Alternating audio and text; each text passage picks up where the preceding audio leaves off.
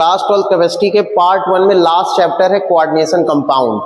तो coordination compound जो है बोर्ड एग्जाम में आपके 7 मार्क्स का आएगा और ये सबसे इजी चैप्टर है। यदि आपसे थोड़ा भी बेसिक बनता है तो आप इसे कर पाएंगे। तो मैं आपका अक्षय मिश्रा इस वीडियो में आपको ये बताऊंगा कि कौन से टॉपिक से क्या क्वेश्चन आते हैं और इसकी बेसिक जो इम्पोर्टेंस है या इसका जो बेसिक फीचर्स है इस कोऑर्डिनेशन कंपाउंड का, उसके बारे में हम लोग जो है स्टडी करेंगे। तो आप हमारे साथ बने रहिए। कोऑर्डिनेशन कंपाउंड, तो देखिए ध्यान से, यहाँ पे आपको 2 टाइप के कंपाउंड दिख रहे होंगे। एक KCl.MgCl2.6H2O है और एक आपको ऐसे स्क्वायर ब्रैकेट और स्मॉल ब्रैकेट दिख रहा होगा। तो ये जो आपको दिख रहा है KCl.MgCl2.6H2O राइट है, इसको हम बोलते हैं डबल सॉल्ट। क्या बोलते हैं ये? Double salt. अब जैसे डबल सॉल्ट कैसे हो गया, तो देखिए K पॉजिटिव होगा, Cl आपस में मिक्स हुआ तो KCl बना। सेम चीजें Mg2 पॉजिटिव Cl माइनस तो MgCl2 बना। तो मतलब यहाँ KCl एक सॉल्ट है, एक MgCl2 सॉल्ट है। तो जब आपस में ये मिक्स होंगे तो आपको क्या बनाएगा? Double salt.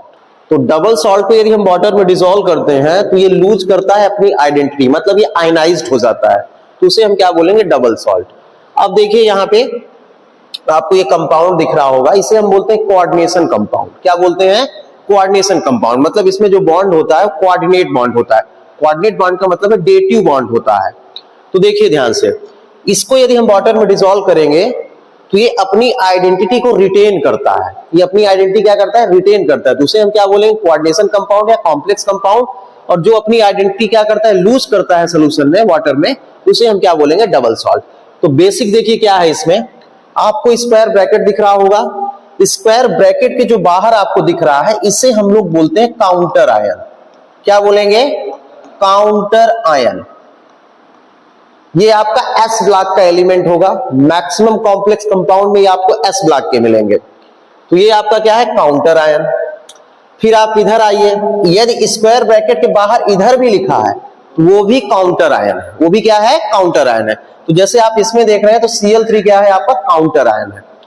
फिर आप इसके बाद आएंगे स्क्वायर ब्रैकेट के अंदर, तो जस्ट स्क्वायर ब्रैकेट के बाद जो होगा वो आपका है सेंट्रल मेटल। क्या है वो? Central metal atom.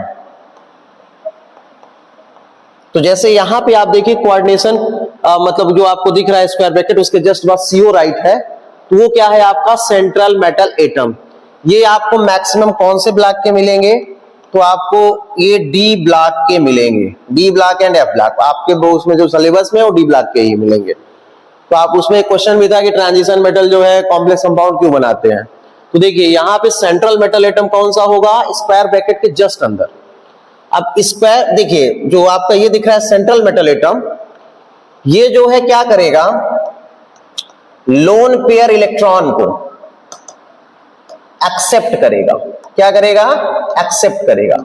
तो लोन पेयर इलेक्ट्रॉन जो एक्सेप्ट करेगा उसे हम क्या बोलेंगे? लुईस एसिड बोलेंगे। ये क्या है आपका? लुईस एसिड है। अब इसके जस्ट बगल में जो होगा उसका नेम है लिगैंड। क्या है? लिगैंड है ये जो आपको दिख रहा है। ये जरूरी नहीं कि आपको ब्रैकेट लगा हुआ मिले। यदि यहां आपका सेंट्रल मेटल एटम है तो जस्ट उसके बगल में जो होगा वो आपका क्या होगा? लुईस बेस होगा। मतलब इसे लुईस बेस बोलेंगे और ये आपका क्या है? लिगैंड है। क्या है ये? लिगैंड है। अच्छा, इसका वर्क क्या है? ये लोन पेयर इलेक्ट्रॉन डोनेट करता है किसको? आपके आयरन को, मतलब सेंट्रल मेटल एटम को। तो ये लोन पेयर डोनर है तो ये बेस होगा और वो लोन पेयर एक्सेप्टर है तो लुईस एसिड होगा। तो ये क्या है? लिगैंड है।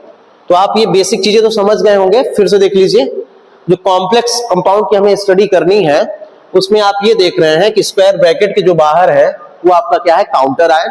तो यहाँ पे K4 एफिशिएंसी 6 में आप देखेंगे K4 आपका क्या है? काउंटर आयन है।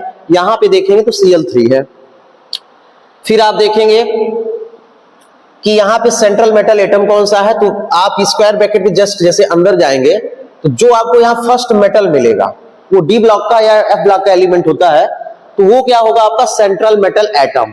तो सेंट्रल मेटल एटम जो है उसके पास इलेक्ट्रॉन कम है, वो लोन पेयर इलेक्ट्रॉन को क्या करेगा? एक्सेप्ट करेगा। एक्सेप्ट करेगा, इसीलिए इसको हम बोलेंगे लुईस एसिड। और जो यहाँ पे इसके जस्ट बगल में जो होगा वो आपका लिगेंड होगा, वो लोन पेयर इलेक्ट्रॉन उसे देगा। मतलब आप ये बोल सकते हैं कि सेंट्रल मेटल एटम और ये जो आपको दिख रहा है लिगेंड, इनके बीच कोऑर्डिनेट बॉन्ड है। कैसा बॉन्ड है? कोऑर्डिनेट बॉन्ड है।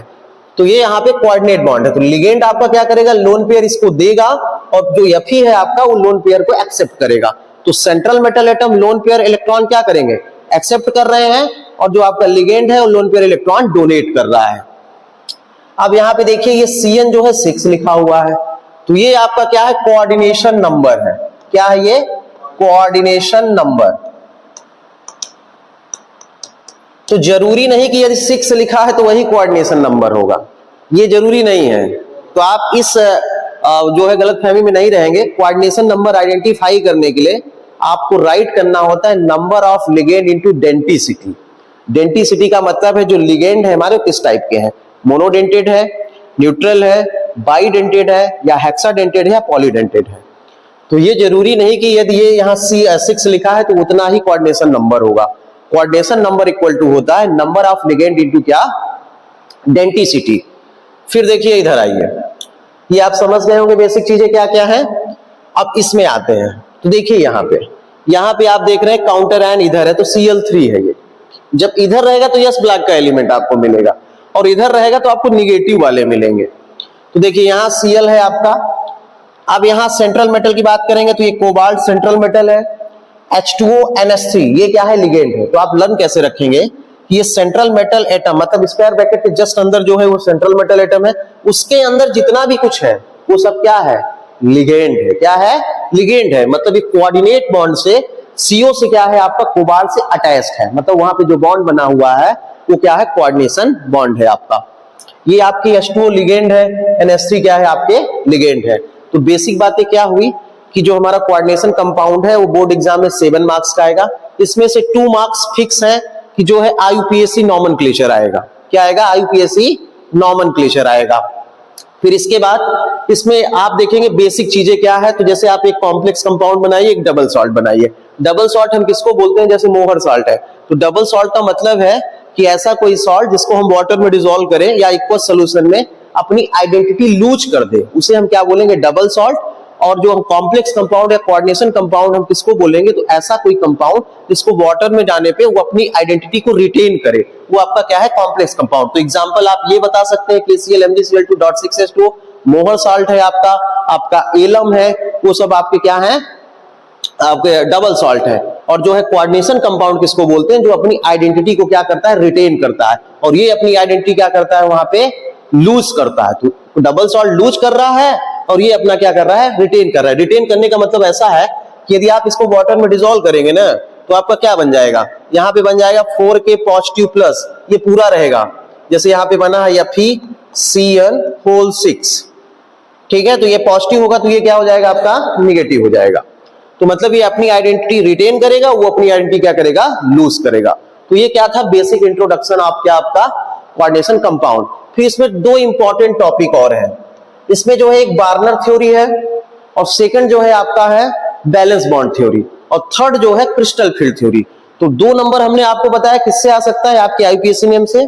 फिर 2 मार्क्स जो है आपका इस थ्योरी से आएगा। थ्योरी का मतलब है बार्नर थ्योरी से रिलेटेड क्वेश्चन हो सकते हैं, कॉम्प्लेक्स बैलेंस बॉन्ड थ्योरी से रिलेटेड हो सकते हैं, या क्रिस्टल फील्ड थ्योरी से हो सकता है। तो उसमें क्या पूछता है कि हाइब्रिडाइजेशन क्या है, मैग्नेटिक मोमेंट क्या है इसका, और इसकी ज्योमेट्री क्या है, और ये बताना है कि वीक फील्ड लिगेंड है या स्ट्रॉन्ग फील्ड लिगेंड है। 2 मार्क्स ऐसे हो जाएंगे आपके। तो कितने हो गए? 4 बचे कितने आपके? 3 मार्क्स। तो 3 मार्क्स जो है या तो आइसोमेरीज से आएगा या एप्लीकेशन ऑफ कोऑर्डिनेशन कंपाउंड से आएगा। तो कोऑर्डिनेशन जो कंपाउंड है या कोऑर्डिनेशन जो केमिस्ट्री है उसका बहुत ही इंपॉर्टेंट रोल है इनऑर्गेनिक केमिस्ट्री में। जो इनऑर्गेनिक आपकी बायोकेमिस्ट्री है उसमें बहुत ज्यादा इसका रोल प्ले है। तो एप्लीकेशन से भी इसके जो है 1 मार्क्स के क्वेश्चन आते हैं। या फिर जो है आपका किससे आएगा? आइसोमेरीज से। तो देखिए मैंने आपको क्या क्या यहाँ पे जो बताया है। 2 मार्क्स जो है IUPAC के, 2 मार्क्स किसके हैं? IUPAC के, ठीक है? IUPAC में नेम भी कभी आता है, कभी जो है फार्मूला लिख दिया तो नेम लिखना है, या तो नेम लिख दिया तो फार्मूला बताना है। तो IUPAC के हो गए।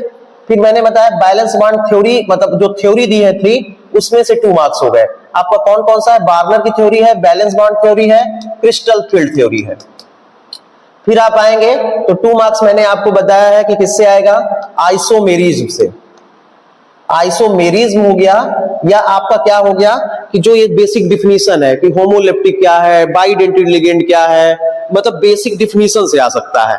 फिर 1 मार्क्स बचा है तो वो एप्लीकेशन आप किससे आ सकता है, कोऑर्डिनेशन कंपाउंड से। तो यदि आप ये चैप्टर जो है अच्छे से देखेंगे या अच्छे से जो है रीड करेंगे, स्टडी करेंगे, तो आप डेफिनेटली इसमें जो है 7 में आउट ऑफ 7 जो है ऑब्टेन कर सकते हैं।